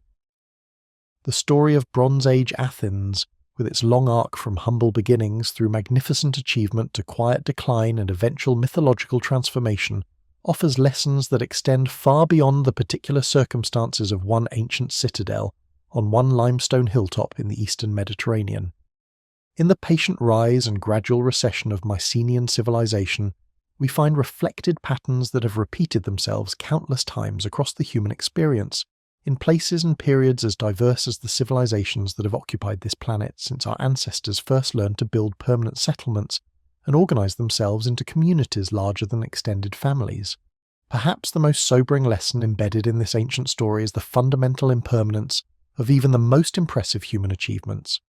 The Bronze Age builders who raised their massive walls on the Acropolis, who carved sophisticated water systems into living rock, and who created administrative systems capable of coordinating activities across entire regions, must have believed that they were establishing foundations that would endure for generations beyond counting. The precision with which they fitted their massive stones, the care with which they planned their defensive systems, and the sophistication with which they organized their political and economic relationships all speak to a confidence in permanence that seems both admirable and tragically mistaken from the perspective of later centuries. Yet this confidence was not entirely misplaced, for while the specific forms of Bronze Age civilization did indeed fade into historical obscurity, the deeper foundations they established, the recognition of the Acropolis as a sacred and strategic site, the development of agricultural techniques adapted to Mediterranean conditions, the creation of trade networks that connected local communities to wider worlds, provided essential groundwork for everything that followed. The classical achievements that we remember and celebrate today were built quite literally upon Bronze Age foundations, their marble columns rising from bedrock that had been shaped by earlier hands, their water systems drawing upon sources that had been identified and developed by their Mycenaean predecessors. This pattern of continuity within apparent discontinuity suggests something profound about the nature of human civilization. That while specific political systems, architectural styles, and cultural forms may rise and fall with bewildering rapidity, the essential work of adapting to environmental challenges, organizing social cooperation, and creating meaning through shared symbols and stories continues across the centuries with remarkable persistence. The families who sheltered in Bronze Age ruins during the Dark Ages, maintaining the memory of ancient sanctity even as they forgot the historical circumstances that had originally made the hilltop sacred, were participating in the same fundamental human activities that had occupied their Bronze Age predecessors and would later inspire their classical successors. The resilience displayed by the communities that survived the collapse of Bronze Age civilization and gradually rebuilt their world according to simpler but more sustainable patterns offers another crucial lesson for our understanding of how human societies adapt to crisis and change. The transformation of palace-centered kingdoms into village-based communities was certainly a step backward in terms of architectural grandeur and administrative complexity, but it was also an adaptation that proved more durable over the long term than the elaborate systems it replaced. The people who learned to live within their local resources, to govern themselves through face-to-face assemblies, and to preserve essential knowledge through oral traditions rather than written records, were developing social technologies that would provide the foundation for the democratic innovations of the classical period. This capacity for creative adaptation in the face of systemic collapse suggests that civilizational decline, while often traumatic for those who experience it directly, may also serve as a necessary process of simplification and renewal that allows human communities to shed unsustainable practices and rediscover more fundamental sources of meaning and cooperation. The Dark Age communities that gradually rebuilt Attic society were forced to develop forms of organization based on genuine cooperation rather than hierarchical control, practical skills rather than specialized knowledge, and local resources rather than distant dependencies. The humility embedded in this story of rise, decline, and renewal offers perhaps the most valuable lesson for contemporary reflection. Each generation of inhabitants on the Acropolis, from Neolithic settlers to Bronze Age, kings to Dark Age farmers to classical architects, believed that their own achievements represented the culmination of human possibility and the establishment of permanent solutions to the challenges of organized life. Each was proven wrong by the passage of time and the emergence of circumstances they had not anticipated, yet each also contributed essential elements to the cumulative human story that connected their particular efforts to larger patterns of meaning and continuity. In the quiet darkness of night, when the complexities of contemporary life give way to the more fundamental rhythms of rest and renewal, the ancient story of Bronze Age Athens whispers its gentle lessons about the temporary nature of all human arrangements and the enduring power of communities that learn to adapt, remember, and hope across the generations that connect our brief individual lives to the longer story of human flourishing on this planet we all share. And so we come to the end of our journey through the forgotten corridors of Bronze Age Athens, having traced the long arc of human habitation from the first Neolithic settlements that clustered around ancient springs to the magnificent classical temples that still crown the Acropolis in gleaming marble splendor. As you prepare to let sleep carry you into your own dreams, perhaps you can imagine yourself lying on that same rough limestone that has supported human hopes and ambitions for more than 3,000 years, feeling beneath your body the patient stone that connects you to every person who has ever found shelter, inspiration, or meaning on that sacred hilltop. Close your eyes and let the boundaries between past and present dissolve in the gentle darkness that welcomes rest and renewal. In the quiet space between waking and sleeping, you might hear the distant echo of Bronze Age craftsmen shaping massive stones with bronze tools, their hammers ringing against limestone in rhythms that once marked the patient construction of walls that seemed destined to stand forever. You might catch the whisper of ancient voices speaking in languages that have been silent for millennia, palace administrators recording their complex transactions in Linear B script on clay tablets that would crumble into dust long before anyone remembered how to read the marks they bore. Feel the cool night breeze that carries across the Attic plain the same sense that Bronze Age farmers knew when they returned from their fields at evening, wild herbs growing on hillsides that have been shaped by human hands since the dawn of agriculture, olive trees whose gnarled trunks preserve the memory of countless harvests, and pine forests that have whispered their ancient songs to listeners whose names and faces have vanished into the patient anonymity of time. These are the eternal rhythms that connect your moment of rest to all the moments when other human beings have lain down to sleep in this same landscape, under these same stars, comforted by the same sense of belonging to something larger and more enduring than any individual life. In the twilight between consciousness and dreams, you might glimpse the Bronze Age palace as it once stood in its full glory, its great halls illuminated by oil lamps that cast dancing shadows on painted walls, its courtyards filled with the quiet conversations of people conducting the daily business of civilization with the same mixture of hope, anxiety, practical concern and simple human affection that characterizes community life in every age. You might see the king and queen moving through their ceremonial duties, their bronze ornaments gleaming in the firelight, their faces bearing the same expressions of responsibility and care that leaders have carried throughout history when they understand that their decisions affect the welfare of everyone who depends upon them. Let your imagination follow the Bronze Age traders who set out from harbours along the Attic coast, on voyages that seemed impossibly ambitious to communities that had never seen the distant shores where their ships would eventually dock. Feel the excitement and trepidation that must have filled their hearts as they loaded their vessels with olive oil and pottery, bronze weapons and textiles, all the products of local skill and labour that would be exchanged in foreign markets for goods and ideas that would transform their homeland in ways they could never have anticipated. As sleep draws you deeper into its embrace, you might sense the presence of the ordinary people who sustained Bronze Age Athens through their patient daily labour, farmers who rose before dawn to tend crops that fed entire communities, craftsmen who spent their days at potters' wheels and metalworking forges, women who wove the textiles that clothed their families and provided surplus for trade, children who played in the shadows of massive walls while learning the skills they would need as adults. These were people whose individual names have been forgotten, but whose collective efforts created the foundation upon which everything that followed would be built. In the deepest quiet of the night, when your breathing has settled into the slow rhythms of approaching sleep, you might feel yourself becoming part of this long human story, your own rest connected to all the sleep that has restored countless generations of people who have found comfort and meaning in the same landscape that cradles you now.